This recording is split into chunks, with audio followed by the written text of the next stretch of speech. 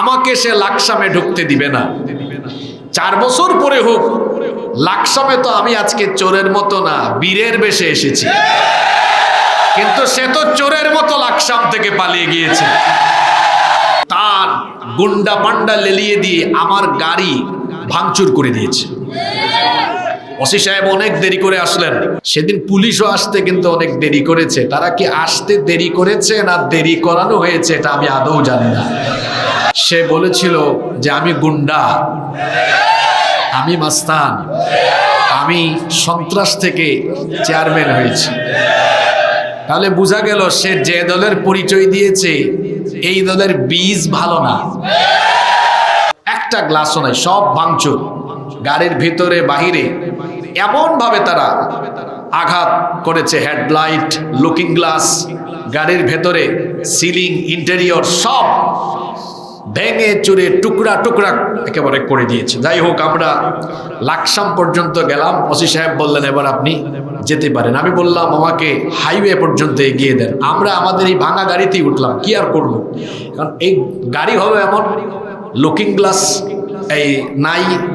Looking glass ছাড়া গাড়ি drive করা কতটা রিস্কি চিন্তা করেন। লুকিং গ্লাস নাই, ফ্রন্ট গ্লাস নাই, তারপরে সাইডে যে গ্লাসগুলো আছে ডোরের সাথে ওগুলাও নাই, মানে একটা খোলামেলা রিক্সা বলতে পারেন হয়ে গেছে।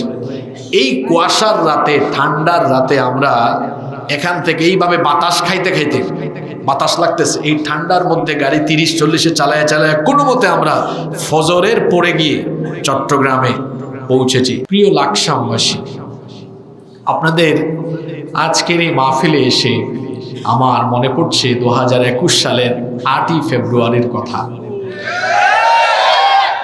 সেদিন আমি অন্য আরেকটা মাহফিল থেকে এসে আপনাদের এই মাহফিলে অ্যাটেন্ড করেছিলাম। আমি সরাসরি এসে স্টেজে ওঠার কারণে আমি আপনাদের এলাকার পরিস্থিতি সম্পর্কেও আমার ধারণা ছিল না। আমি আলোচনা চালিয়ে যাওয়ার সময় হঠাৎ করে সন্ত্রাসী বাহিনী যেভাবে অতর্কিতভাবে মাহফিলে ঢুকে মাহফিলকে ভণ্ডুল করে দিয়েছিল, আমি বিষয়টি যদি আগে থেকে জানতে পারতাম তাহলে কোরআনের মাহফিলে অন্তত এই কোরআনওয়ালা লোকদের সামনে এসে কোরআনের মাহফিল বন্ধ করে দিয়ে যাওয়ার সুযোগ ওরা জীবনেও পেত না। কারণ আপনারা যারা আমাকে ব্যক্তিগতভাবে চিনেন, আপনারা জানেন সেই ফেসিবাদের আমল থেকেই আমি খুব স্পষ্টবাদী মানুষ, যেটা বলি সোজা সাপটা বলে ফেলি। আমি আসলে সেই দিন আজ করতে পারিনি, কারণ যখন তারা আসতেছিল বলতেছিল আমাদেরকে দাওয়াত করে আবার আমাদের বদনাম করে, আমি ভেবেছিলাম হয়তো বা এখানে এলাকাগত আভ্যন্তরীণ কোনো কোন্দল থাকতে পারে, সেজন্য আমি বিষয়টাকে বুঝতে পারি নাই। কিন্তু পরবর্তীতে যখন দেখলাম যে না, এরা স্বভাবজাত কোরআন বিরোধী, এটা যদি আগে থেকে আজ করতে পারতাম, সে চেয়ারম্যান হোক, এমপি হোক আর মন্ত্রী হোক আর প্রধানমন্ত্রী হোক আর প্রেসিডেন্ট হোক, আল্লাহর কালামের প্রোগ্রাম বন্ধ করে দিয়ে আর আল্লাহর মেহমানদের উপরে অতর্কিত হামলা করে চলে যাবে, এটা তো আল্লাহ তাআলার কোরআনের মাহফিলে আসা মেহমানরা অত সহজে ছেড়ে দিত না। 2021 সালের 8ই ফেব্রুয়ারি সেদিন সে রাতে কি ঘটেছিল এটা অনেকেরই এখনো অজানা, কারণ পুরো রাতের কাহিনী তো অনেকে জানে না। আমি কি আলোচনা শুরু করার আগে সেটা আপনাদের সাথে শেয়ার করব? আমাদের সেই আলোচনা তো ইউটিউব চ্যানেলে এখনো আছে। আমরা তো কোরআন হাদিসের বাইরে কোনো কথা বলছিলাম না। আর সেদিন আমরা নবী করিম সাল্লাল্লাহু আলাইহি ওয়াসাল্লামের জীবনী থেকে আলোচনা করছিলাম, শ্রোতারাও আলোচনা শুনছিলেন, কোরআনের আয়াত তেলাওয়াত হচ্ছে, এমন অবস্থায় এসে মাইক বন্ধ করে দিয়েছে। এই মাঠেই আলোচনা হচ্ছিল, মাইক বন্ধ করে দিয়ে তার অধ্যতপূর্ণ বক্তব্যে আমরা হতবাক হয়েছি। সে তার বক্তব্যে কি বলেছিল সেটা আপনাদের অনেকেরই স্মরণ আছে। সে বলেছিল যে আমি গুন্ডা, আমি মাস্তান, আমি সন্ত্রাস থেকে চেয়ারম্যান হয়েছি। তাহলে বোঝা গেল সে যে দলের পরিচয় দিয়েছে এই দলের বীজ ভালো না, এটা সে নিজের মুখেই বলতেছে। তারপরে সে আরো আরো বলছিল যে এই তাহেরির বাড়িকে আমি মরুভূমি বানাবো, এখানে আমি সবজি চাষ করব সকাল 10টায়। বেটা ব্যাককল মনে হয় আসার আগে মনে হয় 1-2 বোতল খাইয়ে আসছে। এটা ব্যাককল জানেও না যে মরুভূমিতে সবজি চাষ করা যায় না, এজন্য তাকে ব্যাককেল বলেছি। তাহেরি সাহেবের বাড়ি এখনো ঠিকই আছে, কিন্তু আমি শুনছি ছাত্ররা নাকি তার বাড়িতে 5 তারিখে কি জানি করেছে। ইতিহাস হলো এমন, আপনি যেটা করবেন সেটা ফিরে আসবে। এই অধ্যত, এই অহংকার কোথায় গেল আজ? তারপর আমি চলে যাওয়ার পরে আমি কিভাবে গেলাম? আমাকে তো তাহেরি সাহেবের বাড়িতে আমাকে ওয়ালিউল্লাহ ভাই তাহেরি সাহেব আমাকে নিয়ে গেলেন। ওখানে যাওয়ার পরেও সেই বাড়ির দরজা জানালায় দেয়ালে এসে তারা এলোপাতারি আঘাত করছিল। আমার সফর সাথে ছিলেন জনাব আলবি ভাই, আমার সাথে আজকেও এসেছেন। তিনি দেখেছেন যে ওদের হাতে দেশীয় অস্ত্রশস্ত্র ছিল। তারা ওই ঘরের ভেতরেও আমাকে হামলা করতে চেয়েছিল। আমি সেই সময় 3 লাইনে কল করেছি। 3 লাইনে কল করে লাকসাম থানার ওসি সাহেবের সাথে আমি ওই রুমে বসে কথা বলেছি। ওসি সাহেবকে বললাম, আমি তো আপনারই থানায় এসেছি, এইরকম পরিস্থিতির সম্মুখীন হয়েছি। তখন ওসি সাহেব আমাকে বললেন, কি বলেন? আমি তো কিছুক্ষণ আগে আপনার বক্তব্য লাইভে শুনছিলাম, এখন কি মাহফিল বন্ধ হয়ে এই পরিস্থিতি? আমি বললাম, হ্যাঁ, আমি আপনার কাছে ফোন করেছি যে এই পরিস্থিতি থেকে যেহেতু আপনার থানায় আমি এসেছি, আমাকে একটু সেফলি আপনি এখান থেকে নিয়ে যাওয়ার জন্য চেষ্টা করেন, এই কারণেই আমি আপনাকে ফোন করেছি। ওসি সাহেব বললেন, ঠিক আছে, আমি ব্যবস্থা নিচ্ছি। সেদিন পুলিশও আসতে কিন্তু অনেক দেরি করেছে। তারা কি আসতে দেরি করেছে না দেরি করানো হয়েছে এটা আমি আদৌ জানি না, আমি প্রশ্ন রাখছি। এরপরে মাহফিলে আগত শ্রোতারা যখন এখান থেকে বিদায় নিচ্ছিলেন, রাস্তায় তাদের উপরে এলোপাতারি আক্রমণ হয়েছে। অনেককে পুকুরে ফেলে সেখানে তাদেরকে আঘাত করা হয়েছে। অনেক মানুষ সেদিন আহত হয়েছেন। শুধু এই নারায়ণপুরের নয়, দূর দূরান্ত থেকে সেদিন মানুষ এসেছিলেন। পুরা প্যান্ডেল ভরপুর ছিল। এমনকি মসজিদে ঢুকে কয়েকজন আশ্রয় নিয়েছে, মসজিদে ঢুকেও তাদের উপরে আক্রমণ করা হয়েছে। এখানে কয়েকটা ছেলে আসছিল আজকে, আমি আসার পরে দেখা করে গিয়েছে। সে বলতেছে আমাকে হুজুর মসজিদে ঢুকেও মেরেছে। শ্রোতাদের মোটর সাইকেল জ্বালিয়ে দিয়েছে। ওদের তো ইতিহাস খুব একটা ভালো না, এরা চোর আর চামারের দল। অনেকের মোটর সাইকেল চুরি করে হাইজ্যাক করে নিয়ে গিয়েছে। আমি তো এই এলাকার মেহমান ছিলাম, সে কেমন জনপ্রতিনিধি, তার গুন্ডা পান্ডা লেলিয়ে দিয়ে আমার গাড়ি ভাঙচুর করে দিয়েছে। ওসি সাহেব অনেক দেরি করে আসলেন। আসার পরে ওসি সাহেব তাদের গাড়ি করে বললেন, যেহেতু আপনার গাড়ি ভাঙচুর হয়েছে, আমাদের সাথে চলেন, আমরা আপনাকে এগিয়ে দেব। আমার ড্রাইভার সাহেব গাড়িতে উঠলেন, একটা গ্লাসও নাই, সব ভাঙচুর। গাড়ির ভিতরে বাহিরে এমনভাবে তারা আঘাত করেছে, হেডলাইট, লুকিং গ্লাস, গাড়ির ভেতরে সিলিং, ইন্টেরিয়র সব ভেঙে চুরে টুকরা টুকরা একেবারে করে দিয়েছে। যাই হোক, আমরা লাকসাম পর্যন্ত গেলাম। ওসি সাহেব বললেন, এবার আপনি যেতে পারেন। আমি বললাম, আমাকে হাইওয়ে পর্যন্ত এগিয়ে দেন। আমরা আমাদের এই ভাঙা গাড়িতেই উঠলাম, কি আর করব, কারণ এই গাড়ি হলো এমন, লুকিং গ্লাস এই নাই। লুকিং গ্লাস ছাড়া গাড়ি ড্রাইভ করা কতটা রিস্কি চিন্তা করেন। লুকিং গ্লাস নাই, ফ্রন্ট গ্লাস নাই, তারপরে সাইডে যে গ্লাসগুলো আছে ডোরের সাথে ওগুলাও নাই, মানে একটা খোলামেলা রিক্সা বলতে পারেন হয়ে গেছে। এই কুয়াশার রাতে, ঠান্ডার রাতে আমরা এখান থেকে এইভাবে বাতাস খাইতে খাইতে, বাতাস লাগতেছে, এই ঠান্ডার মধ্যে গাড়ি 30-40-এ চালায় কোনো মতে আমরা ফজরের পরে গিয়ে চট্টগ্রামে পৌঁছেছি। এরপরে জানতে পারলাম এখানে সেলিম ভাই সহ আয়োজক কমিটির অনেকের বাড়িতে ঢুকে তারা হামলা করেছে, অনেকের নামে মিথ্যা মামলা দিয়েছে।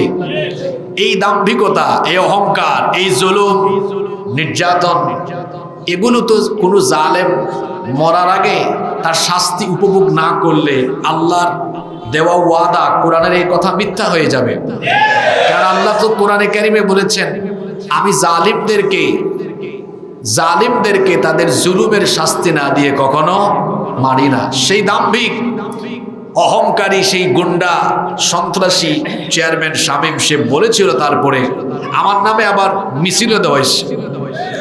লাকসামে মিছিল দেওয়ায় নেই, আমার ফাঁসি চেয়েছে, মানববন্ধন হয়েছে লাকসামে। তারপর সে দম্ভ করে বলেছে আমাকে সে লাকসামে ঢুকতে দিবে না, 4 বছর পরে হোক। লাকসামে তো আমি আজকে চোরের মতো না, বীরের বেশে এসেছি, কিন্তু সে তো চোরের মতো লাকসাম থেকে পালিয়ে গিয়েছে। সেদিন মাহফিলে যত মানুষ ছিল, আজকে তো এখানে রাস্তাঘাট ধীরে ধীরে ব্লক হয়ে যাচ্ছে, জায়গা হচ্ছে না। সে যদি আজকে লাইভ দেখে বা শুনে, তো সে যেন দেখে নেয় যে আমরা এখানে এসেছি, আল্লাহর কোরআনের কথা হচ্ছে। আমি শুনলাম তাহেরি সাহেব আমাকে বলেছেন 17 বছর তারা এখানে আল্লাহর কোরআনের মাহফিল করতে দেয় নাই। সেই বছর যুবকরা মিলে মাহফিলের আয়োজন করেছিল, এসে তারা আলোচনা চলাকালীন অবস্থায় বাধা দিয়েছে। কোরআনের মাহফিল চলছে, আল্লাহর কোরআন আছে, থাকবে। তোমরা যারা কোরআনের বিরোধিতা করেছো থাকতে পারো নাই, চোরের মতো তোমরা দেশ থেকে পালিয়ে গিয়েছো। আজকে তোমাদের পক্ষে দাঁড়ানোর মতো একজন মানুষও এদিকের মানুষগুলো বসলে দ্বিতীয় প্যান্ডেল থেকে দেখা যাবে, মানুষ এই সাইডে না। জ্বালানো পোড়ানো তো আমাদের মাহফিলের স্লোগান হতে পারে না। জ্বালানো পোড়ানো ওদের কাজ, জ্বালানো পোড়ানো কার কাজ? ওদের কাজ। জ্বালানো পোড়ানো ওদের কাজ। আমরা জ্বালানো পোড়ানোর কথা বলি না। তবে ওয়াজ দিয়েও এই 36কে আমরা, 36 মানে বুঝেন? 36 মানে কি? 36 জুলাইয়ের পাবলিক যারা আর কি, 36-এর সেনাবাহিনী এখানে আছে না? 36-এর বাহিনী আছে না? এই 36-এর বাহিনীকে আমরা অনেক সময় দমাতে পারি না। কেমনে দমাবো বলেন? এই 36-এর বাহিনীর গায়ে তো টকবকে তাজা রক্ত, এরা যুবক মানুষ। আমি তো প্রায় সময় বলি, যুবকরা হচ্ছে স্রোতের মতো, স্রোতের সামনে যা আসে তা যেমন ভেসে যায়, তেমনি 36-এর সামনে 31, 32, 33 যাই আসবে সব একেবারে ভেসে যায়। তো 36-কে বুঝাবেন কি দিয়া? তারপর আমরা একটু বুঝাই যে ভাঙা চোরা আগুন লাগায় দেওয়া এটা ওদের কাজ, এটা আমাদের কাজ। ওরা যেটা করেছে সেটার শাস্তি তারা পাবে, কারণ আল্লাহ তাআলার ওয়াদা, এটা কোনো জালেমকে তারা ছাড় দেন নাই। আপনারা দেখুন, এখানেও হয়তো শত শত মানুষ আছেন যারা মজলুম ছিলেন, জেলে গিয়েছেন, এত জুলুম নির্যাতন সহ্য করেছেন, অনেকে বাড়ি ঘরে আসতে পারেন নাই, আপনজনের জানাজায় আসতে পারেন নাই। এত জুলুম নির্যাতন সহ্য করার পরেও তো কেউ দেশ থেকে পালিয়ে যায় নাই, সবাই দেশে ছিল। কারণ এরা সত্যিকারের দেশপ্রেমিক। দেশপ্রেমিকরা দেশ থেকে পালায় না, বরং দেশদ্রোহী। আর ক্ষমতার জন্য যারা নিজের দেশকে অন্যের হাতে তুলে দেয়, ক্ষমতার জন্য যারা অন্য দেশের তাবেদার হয়, অন্য দেশের পা চাটা গোলাম হয়, সেই ভারতীয় তাবেদার, ভারতের পা চাটা গোলামেরা পালিয়ে ভারতে চলে গিয়েছে। কথায় কথায় তারা আমাদেরকে বলতো, আমরা যারা কোরআনের কথা বলি আমাদেরকে কথায় কথায় রাজাকার বানিয়ে দিত, পাকিস্তানি রাজাকার বানিয়ে দিত। অথচ আমার তো পাসপোর্ট আছে, আপনাদেরও অনেকের পাসপোর্ট আছে। আমাদের পাসপোর্টটা একটু চেক করে দেখেন তো, কোনোদিন পাকিস্তানে আমরা যাওয়া আসা করেছি কিনা। আমাদেরকে যারা পাকিস্তানি রাজাকার বলে, ওদের পাসপোর্ট চেক করে দেখেন ভারতে কয়বার যাওয়া আসা করে। আমাদেরকে যারা পাকিস্তানি রাজাকার বলে, ওরা হলো ভারতীয় রাজাকার। আর আমরা যে রাজাকার নই, আমরা যে দেশপ্রেমিক, এটার প্রমাণ আছে। আমরা কখনো দেশকে পাকিস্তানের হাতে বা কোনো দেশের হাতে তুলে দেই নাই। আমরা দেশপ্রেমিক হিসাবে এই দেশের স্বাধীনতা, সার্বভৌমত্ব রক্ষায় জীবন বাজি রেখে কথা বলি, কাজ করি। কিন্তু তোমরা দুনিয়াবি স্বার্থে, ক্ষমতার স্বার্থে তোমরা ভারতীয় রাজাকার সেজে এই দেশের সবকিছু ভারতের হাতে তুলে দিয়ে, ভারতের পা চাটা গুলামি করে যখন এই দেশের জনগণের সামনে দাঁড়াতে পারো নাই, তখন ভারতীয় রাজাকারেরা চোরের মতো ভারতেই পালিয়ে গিয়েছে। সম্মানিত ভাইয়েরা, আজকে স্লোগান দিবেন না, আমাকে কথা বলতে দিবেন, কারণ আজকে তো আমার অসমাপ্ত আলোচনা সমাপ্ত করতে অনেক কাজ বাকি। বলেছিলাম মাহফিলটা ঈদের পরে করেন, আল্লাহ হায়াতে বাঁচালে তখন রাতে আসবো, কিন্তু না, এই কমিটি বড় নাছর বান্দা। যুবকরা বলতেছে আসতেই হবে, মানে এমন একটা ভাব তারা নিছে, আমি না আসলে তুলে নিয়ে আসবে। তো কি আর করা, যুবকদের কথা তো ফেলা যায় না, কারণ এই যুবকরাই হলো আমাদের সম্পদ। এই যুবকরা আমাদের দেশকে ভালোবাসে।